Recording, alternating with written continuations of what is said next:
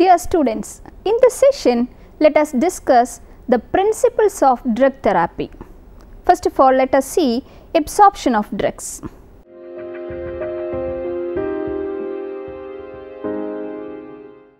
Absorption is the transfer of a drug from the site of administration to the systemic circulation. The rate and extent of absorption depend on the environment where the drug is absorbed, chemical characteristics of the drug, and the route of administration which influences bioavailability. Routes of administration other than intravenous may result in partial absorption and lower bioavailability. Mechanisms of absorption of drugs from the gastrointestinal tract. Depending on their chemical properties, drugs may be absorbed from the GI tract by passive diffusion, facilitated diffusion, active transport, or endocytosis. First, let us see passive diffusion. The driving force for passive absorption of a drug is the concentration gradient across a membrane separating two body compartments. In other words, the drug moves from a region of high concentration to one of lower concentration. Passive diffusion does not involve a carrier, is not saturable, and shows a low structural specificity. The vast majority of drugs are absorbed by this mechanism. Water-soluble drugs penetrate the cell membrane through aqueous channels or pores, whereas lipid-soluble drugs readily move across most biological membranes due to their solubility in the membrane lipid bilayers. Now let us discuss facilitated diffusion. Other agents can enter the cell through specialized transmembrane carrier proteins that facilitate the passage of large molecules. These carrier proteins undergo conformational changes, allowing the passage of drugs or endogenous molecules into the interior of cells and moving them from an area of high concentration to an area of low concentration. This process is known as facilitated diffusion. It does not require energy, can be saturated, and may be inhibited by compounds that compete for the carrier. Active transport. This mode of drug entry also involves specific carrier proteins that span the membrane. A few drugs that closely resemble the structure of naturally occurring metabolites are actively transported across cell membranes using specific carrier proteins. Energy dependent active transport is driven by the hydrolysis of adenosine triphosphate or ATP. It is capable of moving drugs against a concentration gradient, that is from a region of low drug concentration to one of higher drug concentration. The process is saturable.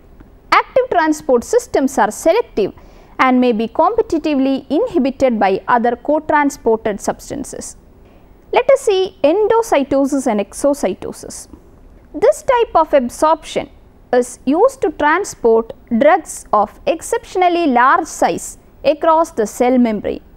Endocytosis involves the engulfment of a drug by the cell membrane and transport into the cell by pinching of the drug-filled vesicle. Exocytosis is the reverse of endocytosis.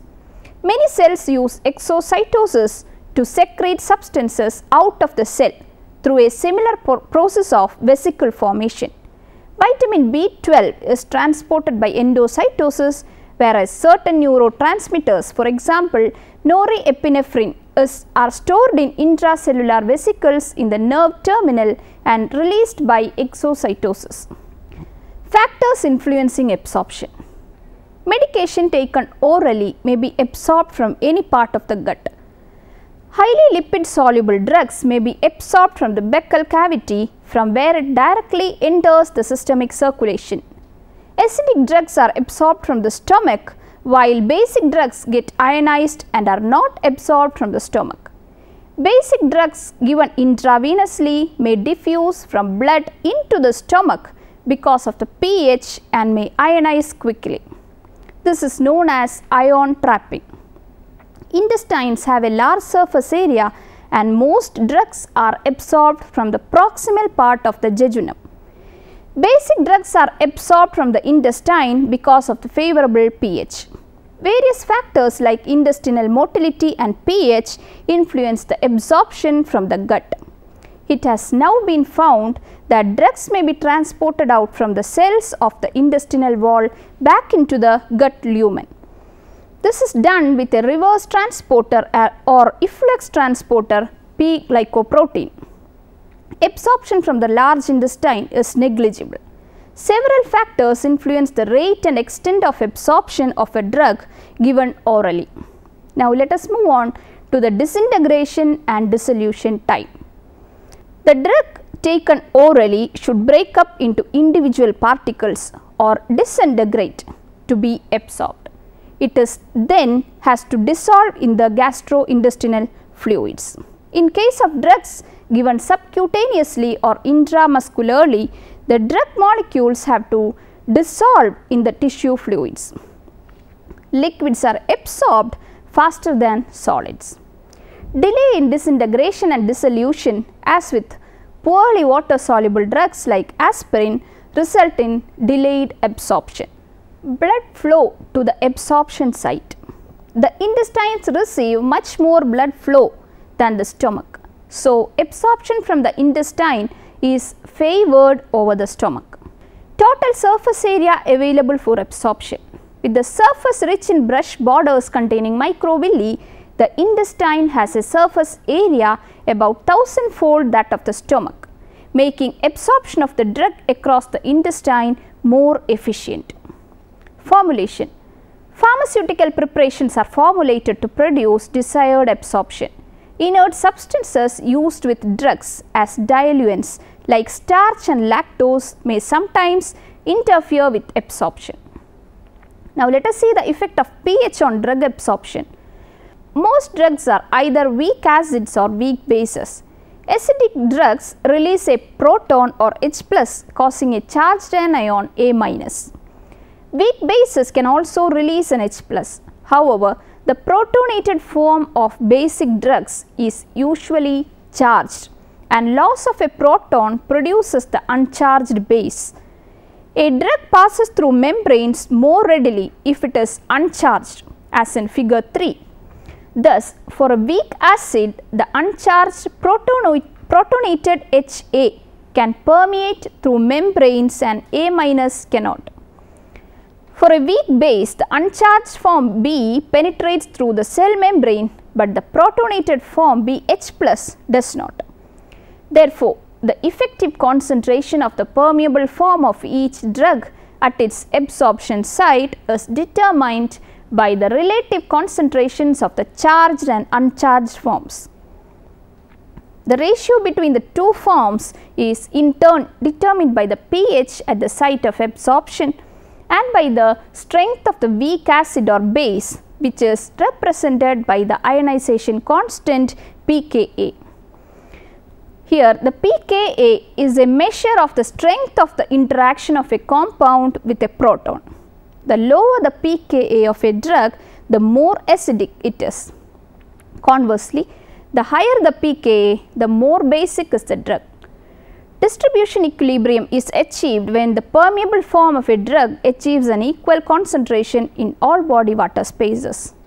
Particle size. Small particle is important for better absorption of drugs. Drugs like corticosteroids, glycofulfin, digoxin, aspirin and tolbutamide are better absorbed when given as small particles. On the other hand, when a drug has to act on the gut and its absorption is not desired, then particle size should be kept large. For example, antihelminthics like bifenium hydroxynaphthate. Now let us see the lipid solubility. Lipid soluble drugs are absorbed faster and better by dissolving in the phospholipids of the cell membrane. Gastrointestinal motility. Gastric emptying time. If gastric emptying is faster, the passage of the drug to the intestines is quicker and hence absorption is faster. Intestinal motility. When highly increased, as in diarrhea, drug absorption is reduced. In this figure, you can see the diffusion of the non-ionized form of a weak acid through a lipid membrane. And in B, you can see the diffusion of the non-ionized form of a weak base through a lipid membrane. In figure 4, you can see the distribution of a drug between its ionized and non-ionized forms, which depends on the ambient pH and pKa of the drug. For illustrative purposes, the drug has been assigned a pKa of 6.5. Presence of food delays gastric emptying, dilutes the drug and delays absorption. Drugs may form complexes with food constituents and such complexes are poorly absorbed. For example, tetracycline chelate calcium present in the food, hence their bioavailability is decreased. Moreover, certain drugs like ampicillin, roxithromycin and rifampicin are well absorbed only on empty stomach. Diseases of the gut like malabsorption and achlorhydria result in reduced absorption of drugs. Metabolism. Some drugs may be degraded in the gastrointestinal tract or first pass metabolism occurs. Example, nitroglycerin and insulin. Such drugs should be given in higher doses or by alternative routes. Expression of P-glycoprotein. P-glycoprotein is a transmembrane transporter protein responsible for transporting various molecules, including drugs, across cell membranes.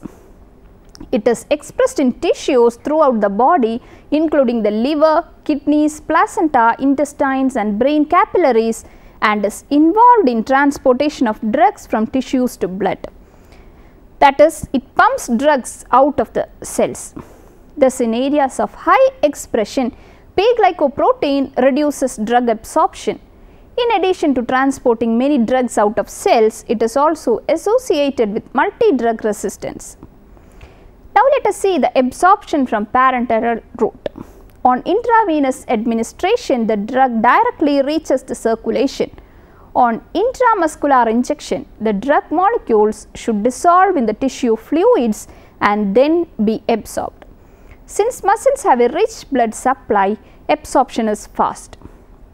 Drug molecules diffuse through the capillary membrane and reach the circulation. Lipid soluble drugs are absorbed faster. Absorption from subcutaneous administration is slower, but rate of absorption is somewhat steady. Inhaled drugs are rapidly absorbed from the pulmonary epithelium, particularly the lipid soluble ones. On topical application, highly lipid soluble drugs are absorbed from the intact skin. Example, nitroglycerin. But absorption is relatively slow because of the multiple layers of closely packed cells in the epidermis. Most drugs are readily absorbed from the mucous membranes. Now, let us see what is bioavailability. Bioavailability is the rate and extent to which an administered drug reaches the systemic circulation. For example, if 100 mg of a drug is administered orally and 70 mg is absorbed unchanged, the bioavailability is 0.7 or 70%. Determining bioavailability is important for calculating drug dosages for non-intravenous routes of administration. Transdermal preparations are absorbed systemically and may have 80 to 100% bioavailability. Large bioavailability variations of a drug, particularly when it is unpredictable, can result in toxicity or therapeutic failure, as in case of halofantrine. Now, let us see the determination of bioavailability. Bioavailability is determined by comparing the plasma levels of a drug after a particular route of administration, for example, oral administration, with levels achieved by intravenous administration. After intravenous administration, 100% of the drug rapidly enters the circulation. When the drug is given orally, only part of the administered dose appears in the plasma. By plotting plasma concentrations of the drug versus time, the area under the curve or AUC can be measured. The total AUC reflects the extent of absorption of the drug. Bioavailability of a drug given orally is the ratio of the AUC following oral administration to the AUC following intravenous administration, assuming intravenous administration and oral doses are equivalent. Here you can see the determination of the bioavailability of a drug, where AUC represents the area under curve and IV represents the intravenous administration. Factors that influence bioavailability. In contrast to intravenous administration, which confers 100% bioavailability, orally administered drugs often undergo first pass metabolism. This biotransformation, in addition to the chemical and physical characteristics of the drug, determines the rate and extent to which the agent reaches the systemic circulation. First pass hepatic metabolism. When a drug is absorbed from the gastrointestinal tract, it enters the portal circulation before entering the systemic circulation. It is also called pre-systemic metabolism or first pass effect and is an important feature of oral route of administration. If the drug is rapidly metabolized in the liver or gut wall during this initial passage, the amount of unchanged drug entering the systemic circulation is decreased. The extent of first pass metabolism differs from drug to drug and among individuals from partial to total inactivation. When it is partial, it can be compensated by giving higher dose of the particular drug, example nitroglycerin, propranolol and salbutamol. But for drugs that undergo complete first pass metabolism, the route of administration has to be changed. Example isoprenaline, hydrocortisone and insulin. Bioavailability of many drugs is increased in patients with liver disease due to reduction in hepatic metabolism. Now let us see the solubility of the drug. Very hydrophilic drugs are poorly absorbed because of their inability to cross lipid-rich cell membranes.